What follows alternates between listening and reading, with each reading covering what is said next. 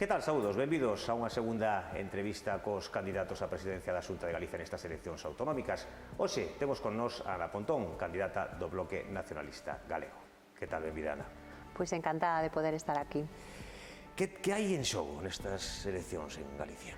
Pois eu diría que os galegos e as galegas nos xogamos decidir entre dous modelos, non? Hai un modelo que é o do Partido Popular e da sumisión a Madrid e o modelo que representa o BNG, que é ter un goberno ao servizo dos intereses dos galegos e das galegas e que sexa capaz, ademais, de poñer en pé o país despois desta crise que estamos vivindo polo COVID, pero unha crise que xa podíamos sentir que estaba antes, non? E temos que reflexionar sobre cales son os retos que temos como país e nos nese sentido entendemos que Galiza ten que cambiar cara a un modelo que estea basado nunha economía verde, en apostar realmente por a ciencia, pola innovación, en acabar co abandono do medio rural, que ademais nunha provincia como Ourense é un tema central para poder enfrentar o grave problema de despoboamento que se está vivindo e onde ademais temos que blindar os servizos públicos, sanidade, educación, atención ás persoas maiores, porque tamén vimos nesta crise da COVID-19 que privatizar a sanidade e recortala nos fai moito máis vulnerables, que necesitamos reformular ese sistema de residencias privatizado e que temos que facer da defensa do público un elemento fundamental. As enquisas teñen unha parte positiva para o BNG e unha parte negativa. A parte negativa é que a maioría dan unha nova maioría absoluta a Feijóo. A parte positiva para o BNG é que lle dan unha forte subida, incluso algunha fala de sorpaso por encima do PSOE. Que lle din? Eu o que digo é que non nos fiemos das enquisas, que as enquisas, como moito, son un retrato de tendencias que se dan na sociedade, e eu o que estou convencida é que hai partido, e que este 12 de xullo a clave é que haxa unha gran movilización en torno á candidatura do BNG, porque se concentramos todo ese voto que quere cambio, todo ese voto inconformista, todo ese voto que pensa que Galiza non pode ser un país que avance, que progrese, que ten confianza en Galiza, se concentramos todo ese voto no BNG, eu creo que o 12 de xullo imos dar a sorpresa e vamos a abrir un tempo novo deixando atrás estos anos de políticas grises que fixeron que Galiza fora menos e que nos permite enfrontar con esperanza o futuro, porque a min dóeme ver cando a xente nova deste país ten que emigrar porque faltan oportunidades ou como estamos abandonando o noso medio rural, deixando desprotegido o noso patrimonio ou permitindo que a riqueza que temos no país no fondo sexa víctima dun espolio, porque eu cando vexo o que pasa coa electricidade o que sinto é que nos están estafando a todos os galegos e as galegas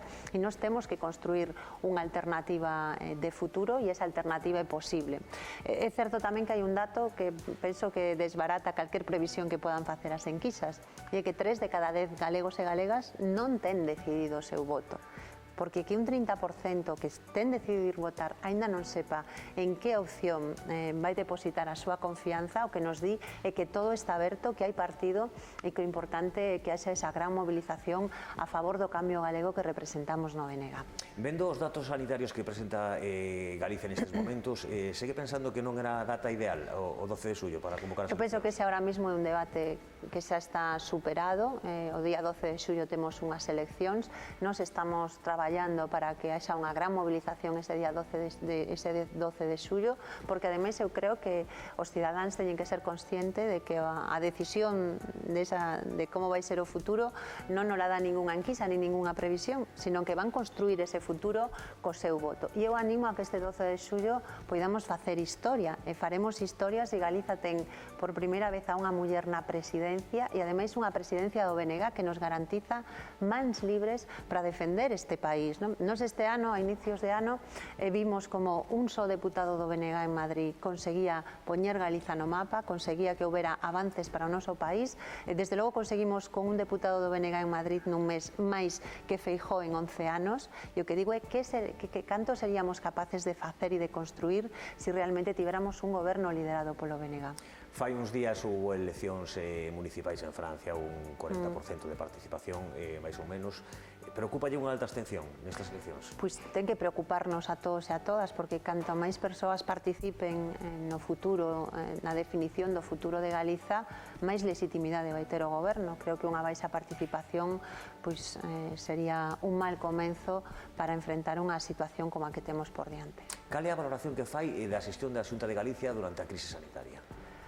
Pois eu que creo que non houbo xestión, o que tivemos foi un goberno galego escondido detrás do mando único, escondendo as súas responsabilidades e ademais con un candidato do Partido Popular que aproveitou a pandemia para utilizar os medios públicos para facer unha campaña encuberta. E a min isto, desde un punto de vista ético, pareceme gravísimo, pero sobre todo pareceme gravísimo que non asumir as súas responsabilidades.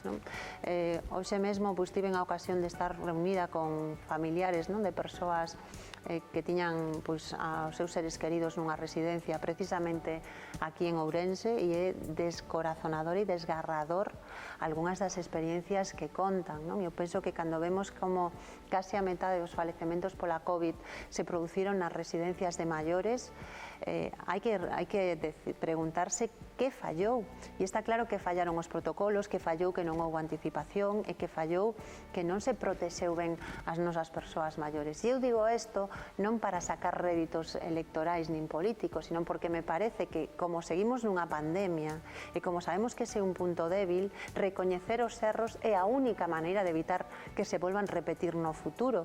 E hoxe, desde logo, hai moita xente preocupada porque en Galiza saímos do estado de alarma, pero non temos un plan de rebrotes, un plan e un protocolo para que se vai facer en caso de rebrotes. De feito, estábamos vendo estes días na Mariña como se producían rebrotes e o goberno da Xunta non ten un protocolo. O único que fai é recomendacións. Hai uns días tamén víamos como o sistema educativo ten que empezar o curso sin que a Xunta de Galiza teña tomado decisións importantes, nin a nivel de protocolos, nin a nivel de como debe de ser o inicio de curso. O que non é de recibo é que o goberno do PP diga que o inicio de curso ten que ser igual que se non houbera unha pandemia.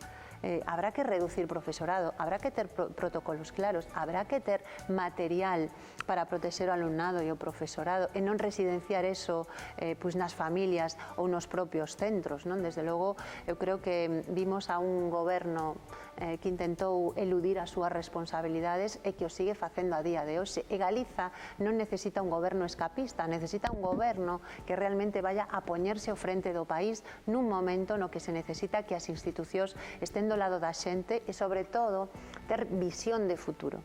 Porque o que non podemos é caer no de sempre, no inmobilismo. Necesítase un novo impulso na Xunta de Galiza. Que diferencia o BNG de Galicia en Común ou mesmo da Marea Galeguista?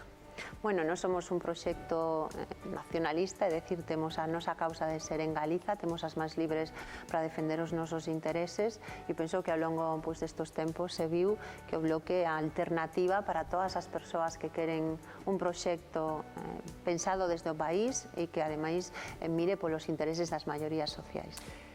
Que outras forzas políticas asocien o BNG co independentismo failles dano? Que diferencia o nacionalismo do independentismo? Ben, eu creo que todos os galegos e galegas nos coñecen, non?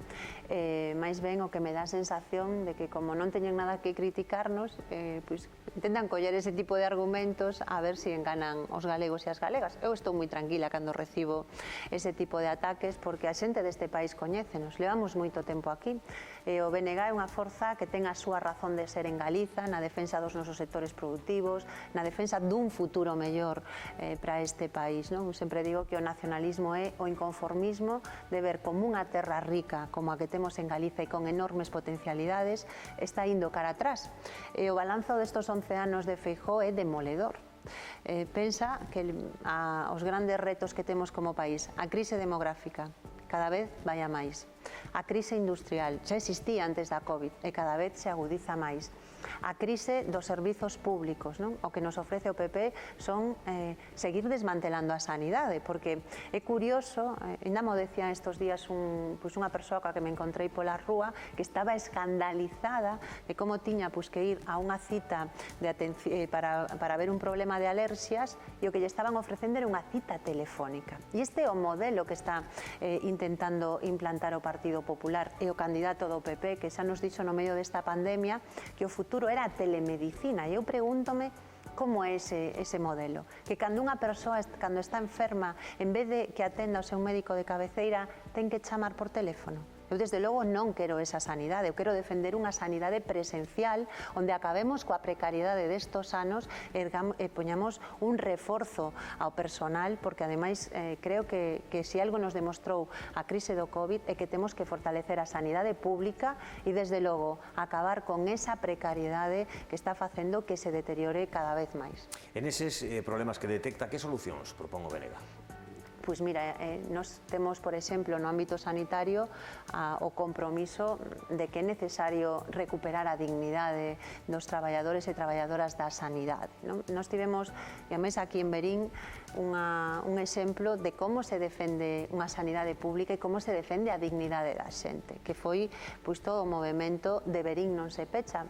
Desde logo, si co espírito de Verín non vamos a votar o día 12 de xullo, haberá un cambio galego liderado polo BNG, porque o que nos estaba dicindo toda esa cidadanía indignada nas rúas é que non vai permitir pois que se sigan recortando dereitos das mulleres, que se sigan recortando dereitos dos nenos e das nenas, e que non se vai permitir que se sigan recortando dereitos no medio rural, e saíron a defender a sanidade pública. Por iso nos decimos, hai que devolverlle a sanidade pública a dignidade, e hai que devolverlle a sanidade pública a cercanía. E para iso que propoñemos?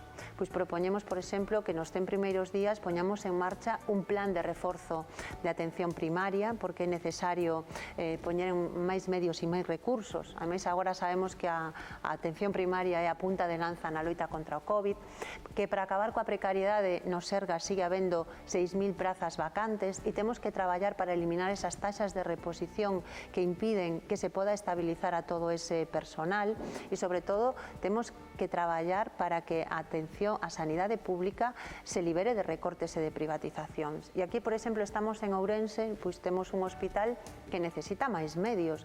É increíble que, ademais, nunha parte do país que ten un nivel de envellecemento tan grande, non haxa especialidades, non como xerontoloxía ou tratamentos de ictus. Temos que reforzar os servizos e temos que devolverlle aos hospitais comarcais a súa autonomía, a súa capacidade para non ser unha sucursal, non nin convertirse nun ambulatorio grande, sino en seguir funcionando como hospitais. Falaba antes de outro dos problemas que temos en Galicia que é endémico, que é a despoboación e tamén o desenrolo rural. Que propón o BNG neses aspectos? Se me permites, diría que a crise demográfica e o despoboamento, eu creo que é o mellor exemplo do fracaso das políticas e do modelo do Partido Popular, porque aquí en Ourense leva a Deputación 40 anos en mando PP, os goberno galego tamén nesta etapa democrática gobernou a dereita casi sempre, e o resultado é demoledor.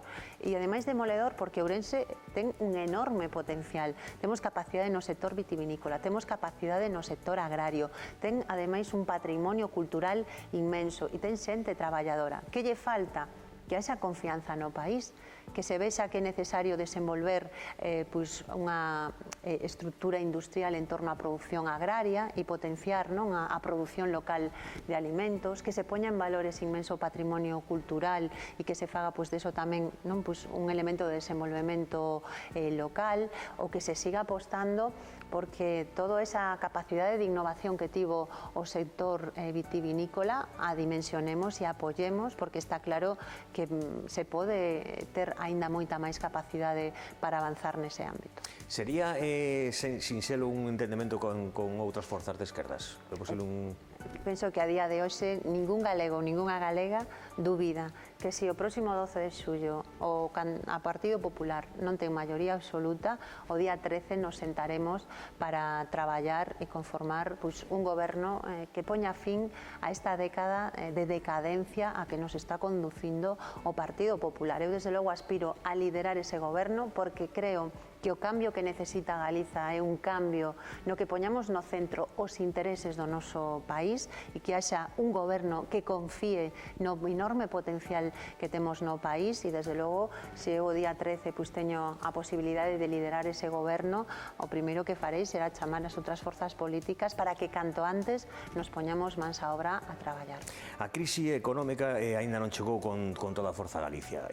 Coñecíamos hoxe os datos do paro, non son malos para o que se esperaba, pero si vai chegar con forza no outono ou se espera que chegue con forza. Que medidas temos que tomar para un pouco paliar eso que nos espera, o que lle espera aos cidadáns? Bueno, eu primeiro que creo que os datos Claro, uno pode decir que como a previsión era peor non son malos. Penso que temos unha situación que é preocupante, sobre todo porque ademais Galiza non saíra da anterior crise. É alarmante como despois de 11 anos de goberno do PP tiñamos menos emprego que no ano 2009. Como se destruiu tecido industrial, como se perdeu a galeguidade de moitas empresas importantes do noso país ou como se destruiu elementos que son claves na reactivación económica, por exemplo, as caixas, non? Que agora ademais vemos que o empresario que Feijóo lle regalou as caixas está sableando a comisións absolutamente abusivas a moita xente e nós desde logo traballaremos para que esas comisións se devolvan. Que temos que facer? Temos que erguer o país e para erguer o país creo que ninguén sobra. Por iso unha das primeiras medidas que tomarei se o próximo 13 de xullo son a presidenta dos galegos e das galegas será convocar o conxunto das forzas políticas, dos sectores económicos e sociais para traballar nun gran acordo pola reactivación económica e social, sabendo que temos que situarnos noutros parámetros. Galiza ten todo para ser a envexa de Europa porque somos un país con moitísimos recursos, pero temos que poñer o país a producir e temos que reorientar a economía cara a unha economía verde circular onde aproveitemos as enerxías renovables para xerar desenvolvemento local, onde apostemos por dimensionar o noso sector agrario e por recuperar terras productivas, donde cambiemos un modelo forestal que está apostando por especies de moi baixa calidade e temos que apostar por un Monte Vivo multifuncional ou onde poñamos en marcha un país que teña maior capacidade de decisión. Eu desde logo creo que Galiza necesita un concerto económico para que a chave dos nosos cartos non estea en Madrid, sino que a teñamos aquí. E se chegan ao goberno, cal sería a súa folla de ruta nas cuestións identitarias? Cales son as pretensións do BNG nese aspecto? Bueno, pois eu como calquer galega o que creo é que é importante que defendamos o noso con orgullo, defender a terra, defender o país e tamén defender que temos unha lingua e unha cultura que temos a obriga, eu creo que ética e moral de facer que avance e non que retroceda como nestos anos. Eu asómbrome pois cando vexo e dame unha inmensa mágoa non ver como moitos pais e moitas nais que queren que os seus fillos e fillas pois se desenvolvan con normalidade en galego, ven a frustración de que entran na escola e enseguida se desgaleguiza e se perde o idioma. O sea, non podemos seguir traballando nese ámbito. E despois temos que aproveitar que o galego é unha ventá de oportunidades. Ábrenos as portas a unha comunidade lingüística de máis de 250.000 persoas no mundo a través da lusofonía e non só nos abre as portas lingüísticas, ábrenos un gran mercado económico que debería de ser aproveitado polo noso país para dimensionar e traballar na internacionalización das nosas empresas. Eu desde logo traballarei para fomentar a Eurorrexión Galiza con norte de Portugal, creo que é unha gran oportunidade para Ourense e temos que liderar ese proceso e para que abramos pois as portas a todo ese mercado que representa o ámbito da lusofonía desde o orgullo de ser galegos e galegas. Chámame a atención algo do debate do outro día. Falouse moi pouco de Europa. É que se falou moi pouco nese debate porque era... Penso que ten un papel fundamental, non sei se coincide comigo. Sí, eu primeiro, aproveitando que falas de debates, o que diría é que o que deixou en evidencia ese debate é que como mínimo necesitábamos un debate a doble volta. Eu aproveito tamén para retar a Feijóo a que deixe de fuxir dos debates. Eu entendo que non está feito a debater, que está máis cómodos nos seus monólogos na TVG, pero é que os debates non son un dereito dos candidatos e das candidatas. Os debates son os dereitos dos cidadáns e eu desde logo si pon día e hora estarei en calquer debate, en calquer formato, porque creo que é un dereito dos cidadáns. E en respecto de Europa, pois nós ademais agora mesmo temos unha cuestión que vai ser clave no futuro. Vanse a repartir 160.000 millóns de euros de Europa. Temos que saber cales son as condicións dese rescate, porque o que non se pode permitir é que esta crise a volvan pagar os de sempre e temos que traballar para que ese non sexa o modelo que se poña en marcha e, por lo tanto, defender que ese rescate non pode significar máis recortes sociais, pero tamén temos que demandar que Galiza necesita un trato xusto nesos recursos e que queremos administrar esos cartos que van vir para poder poñer en marcha o cambio de modelo productivo do que estamos falando. Nos estamos, por exemplo, vendo que gran problema sería para unha zona como Ourense que se recorten máis as axudas da PAC ou que a PAC siga primando un modelo que non ten nada que ver con o noso país. Temos que aproveitar esos recursos para desenvolver un modelo que nos permita ter oportunidades no país. Parece que Ourense vai ser clave no resultado destas... Pois estou convencida de que unha parte do cambio se decide en Ourense. E se ese espírito que vimos de Verín non se pecha se traslada ás urnas o próximo 12 de xullo, haberá un cambio galego e faremos historia poñendo por primeira vez a unha muller ao frente do país. Por que sectores ten que apostar ou apostaría o BNG no caso de Ourense? Pois temos que apostar polo comercio, aquí hai unha capacidade moi importante nese ámbito. Nos entendemos que o modelo das grandes superficies comerciais é un modelo fallido, o que temos é que promocionar o pequeno e mediano comercio local. Nese sentido, pois unha das medidas que poñeremos en marcha será non permitir que se instalen máis grandes superficies comerciais e aprobar e apostar polo comercio local. En Ourense pois temos, eu creo que moita potencialidade no sector termal, que é o eterno debate que non acaba de dárselle forza, e nós desde logo faríamos unha aposta estratégica nese ámbito. E tamén temos un sector textil que ten a súa relevancia e que temos que intentar levantar e que non siga sendo un sector que vai a menos. Queda o viño tamén, non? Sí, bueno, non falei del porque como xa falei antes non quería repetir exactamente os mesmos temas. É evidente que aquí temos, bueno, pois dúas denominacións de orixe que son das máis importantes que temos no país, que o sector do viño creo que é un exemplo da capacidade que temos de innovar e de tirar para adiante no país, e eles demostraron, porque isto fixo o propio sector, non? Especializouse, foi capaz de renovarse e foi capaz de posicionar os seus viños a nivel internacional. E aí hai un potencial aínda moi grande por desenvolver, e nós desde logo faríamos de eso tamén un elemento de dinamización. Pero creo que temos que producir máis alimentos, porque a crise do COVID-19 tamén nos deixou en evidencia a importancia de ter un sector primario forte, e temos que aproveitar pois para que, por exemplo, sectores como a pataca da Limia, non? Pois que teñan un desenvolvemento onde non só producimos, temos que producir pataca, temos que producir transformación que xenere valor engadido.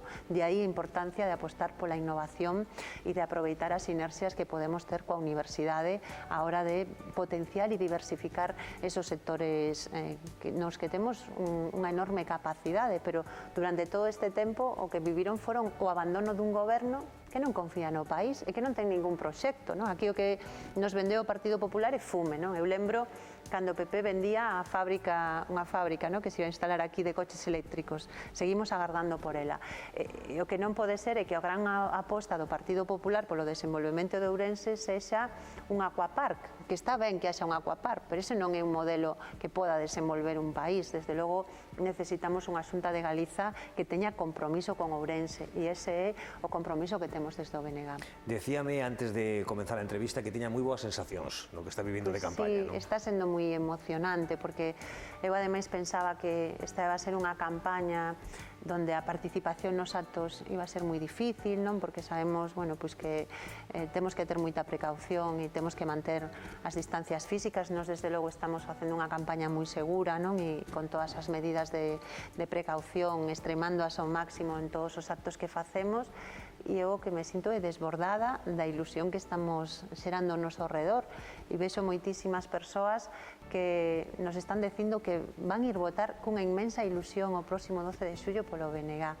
E iso ten un efecto multiplicador, e eu creo que vamos a ter a ocasión, se seguimos alimentando toda esa esperanza e toda esa ilusión, se concentramos o voto do cambio no BNG, eu creo que o 12 de xullo imos amargarle a noite ao Partido Popular, e o máis importante, imos facer historia, facendo que por primeira vez Galiza teña ao seu frente a unha muller, e ademais coas mans libres para defender os intereses deste país, porque temos que facernos valer. Pois igual que o resto de candidatos, ten un minuto para pedirlle o voto galegos. Ben, pois eu diría que este 12 de xullo temos a oportunidade de facer algo importante. Acabamos de vivir unha situación inédita que nos demostra que temos que escoitar mellor o noso planeta, que temos que camiñar cara a un cambio de modelo onde apostemos por unha economía verde, pola ciencia e innovación, onde recuperemos o noso sector agrario e cuidemos o noso medio ambiente e onde traballemos para ter uns servizos públicos de calidade. Eu estou convencida de que Galiza ten todo para ser a envexa de Europa nesta nova era, pero que o que necesitamos é ter confianza en nós mesmos, confianza en nós mesmas. Este 12 de xullo podemos confiar no país, podemos abrir un tempo novo e xuntos e xuntas facer historia, conseguindo que por primeira vez Galiza teña a unha muller na presidenta e unha presidenta coas mans libres para defender os intereses de Galiza. Se o facemos, recuperaremos a esperanza e gañaremos o futuro. Pois Ana Pontón, moitísimas gracias por compartir estes minutos con nos aquí en Telemiño. Pois un placer poder estar aquí e moitísimas grazas a todas as persoas que estiveron seguindo esta entrevista. Animo a que os cidadáns estén o 12 de xullo nas urnas. Moitas gracias a vostedes por seguirnos neste espacio. Saúdos.